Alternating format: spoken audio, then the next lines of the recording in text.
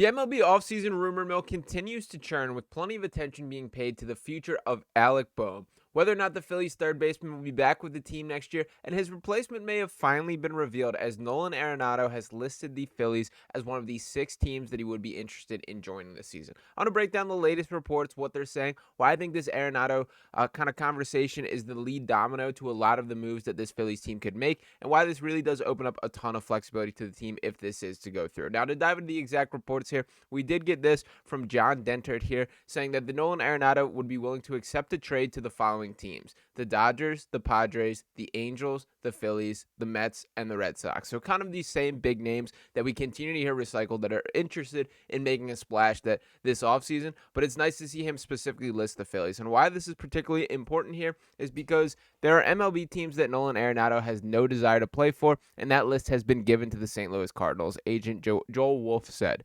Arenado has a full no-trade clause in his contract, and he must approve any deals that are made. Wolfe said, quote, "It's more of a would you be okay with kind of conversation." More on Joel Wolfe on Nolan Arenado's trade wishes. This team, okay with that team, because we don't want to waste most time. There are some hard no's for where he'd prefer to go, so it's been a dynamic discussion about how it will work. So with this all being said, it's kind of nice for him to be in on the Phillies, be interested in this potentially being a landing spot. And I do think this is the exact type of player that could lead to things. A part of our conversation with what is the right move at third base, I know we've talked about Alex Bregman a decent amount, about that probably being a bigger splash. But what we have with a guy like Nolan Arenado is I do think you can lay the groundwork for passing that baton to Aiden Miller to take over that third base spot when it is time.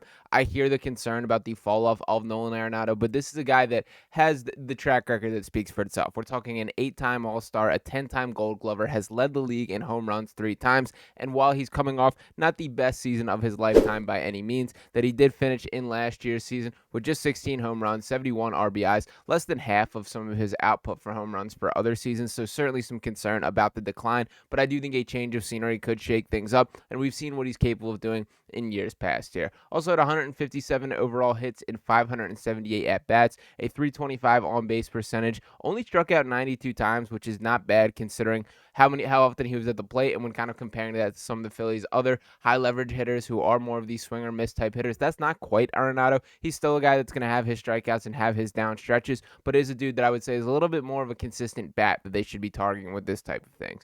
I also did want to note, when kind of having the discussion, this isn't something that I think will play a huge factor from the Phillies' perspective, but I do like this team sort of mindset that he has.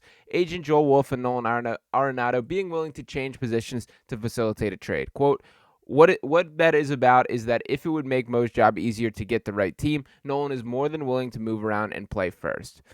And he continues to say, I'll play first. Some teams don't want a player to do that, so Arenado wanted to offer that he's happily to do that. So kind of getting in the way and getting ahead of things and saying that he's willing rather than that having to be a conversation down the line. Again, Bryce Harper is going to be the first baseman of this Phillies team, and I do think that they're specifically looking for that third base replacement, which once again, Arenado has 10 Gold Gloves at, and that is a notable stride forward from what we got from Alec Bohm, plate production aside. And where this conversation takes me is I do think this leads into, if you have a replacement here, then all those Alec Bohm trade conversations become more legitimate. And then you can talk about a Garrett Crochet trade using Bohm as the centerpiece of that, because you do have a guy that can step in and take that spot. Now, for what it's worth, we did get this from Rob Thomson yesterday. It was him kind of trying to pour some water on the flames that are the rumors of the Alec Bohm trade here. And what specifically that he said, to pull it up, is he was speaking at, I believe it was on the MLB Network, and he said, quote, "I know the rumors are flying around. We're not shopping him, but people are approaching us, so we got to listen." And Rob is absolutely right about that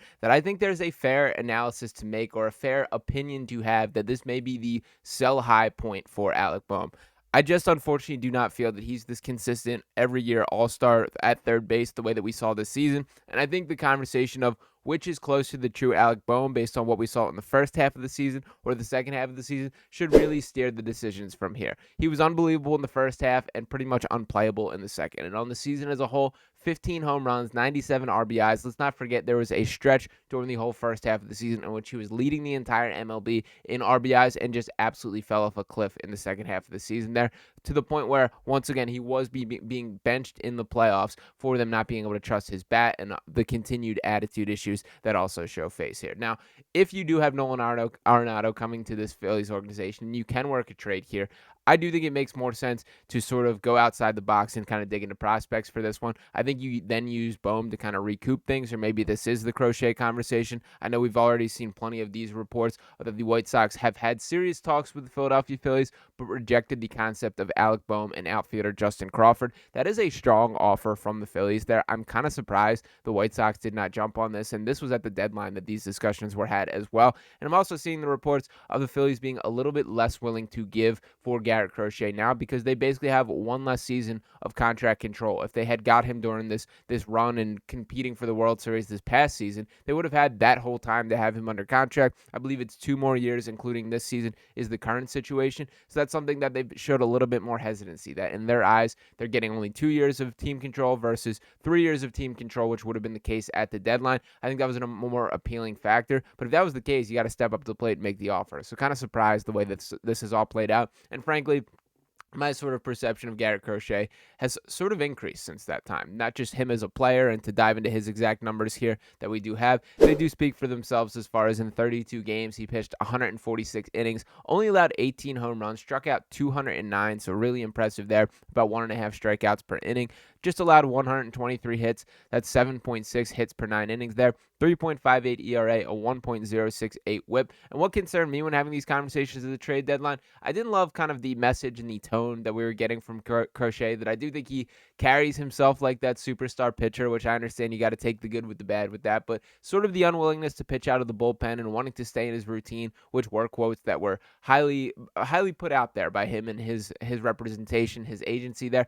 That wasn't a match for what the Phillies needed at that point in time in midseason. I'm much more open to having those conversations about having him a surefire lock to be a part of this starting pitching rotation now that we are starting from a clean slate, that we have an offseason. That was kind of the appeal, the type of player that I was looking for at the deadline, is I believe you needed a pitcher that was capable of being a starting pitcher, that could fill in for the Taijuan Walkers of the world that clearly were not producing for this Phillies team. But I also think in the long run, when really looking at this playoff run, which obviously they did not reach their aspirations there, you needed a guy that would have been comfortable stepping in the bullpen, and Crochet was not proven to be that guy. So I'm curious if those conversations spark up again. The Phillies are not the only team interested in Garrett Crochet. But we also have another report that I did want to pull up here that I thought was particularly interesting, and this being surrounded around Kyle Tucker. So I know we're going to jump on with Luke Arcani later and talk a little bit more in depth about this. He's a huge Kyle Tucker guy, and I do want to hear his thoughts on it. But the exact report that we have here is, quote, "The Phillies also have been among the teams that have at least inquired and tried to find a package that would work with the Astros. The Astros are prioritizing the major league ready corner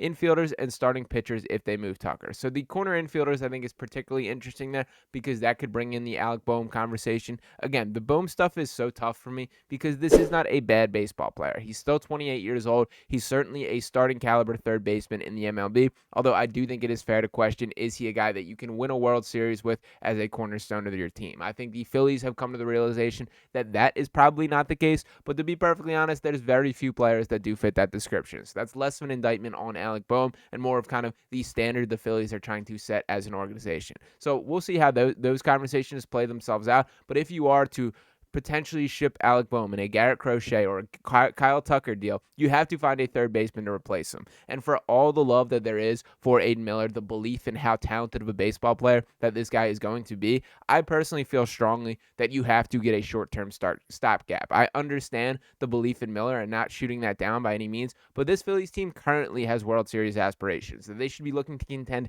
next season. And I think walking in with a guy who is a rookie, who isn't even surefire going to be ready for opening day at the major league level. In fact, more reports indicating that he probably won't be than that he will. I think you have to find a guy that is clear-cut, has a little bit stronger resume than that, and should be capable of passing the baton. So in my eyes, I think Nolan Arenado is about as ideal of a fit as you can get for that. I absolutely would be in on that and love it. It seems that the Phillies are the case as well. There's plenty of more conversations to be had, but this is probably the name that has got me the most excited thus far. I understand that he has shown a drop-off, that this is not the Nolan Arenado that we once saw, a perennial Gold Glove all-star leading the league in home runs. He's not quite that guy anymore, but there's still some good baseball to be played, and he's kind of a more reliable, I know know exactly what I'm getting when sort of looking at some of these other options there. So a lot still to unfold for this Phillies team, but I think this is great news that they're being viewed by an attractive location for free agents. That's the exact sort of reputation that you do want to build up for this team, and it's clear why. That there has been an identity established. This organization is trending in the right direction, but you got to act soon this offseason. That if there is not a big swing or two coming in the near future, I do think this significantly closes the World Series window for this team, and Nolan Arenado is the type of guy who can push and keep it open there. So we'll see how things unfold from here, but it is nice to see the dominoes starting to line up. That if there is the third baseman trade and or signing, you got to believe the Alec Bohm trade away is coming next, and all those type of conversations leading into things. So we will see what breaks first and where the Phillies opt to go in this direction, but this is probably the most, I guess, uptick of rumors that have been connected to this Phillies team. The things have been a little bit too low on sort of the conversation side of things till this point. So happy to see things ratcheting back up. And maybe today is the day that it all breaks. So we will be here from start to finish right here on Phillies Digest, breaking things down as they happen. I'm pretty excited about the potential of Nolan Arenado, but let me know if you guys are with me in the comments. Drop your thoughts below. As always, appreciate each and every one of you guys for tuning in. If you have not already, make sure you're smashing that subscribe button and dropping a like on this video as well. I'll be back talking to you next time right here on Phillies Digest. Peace.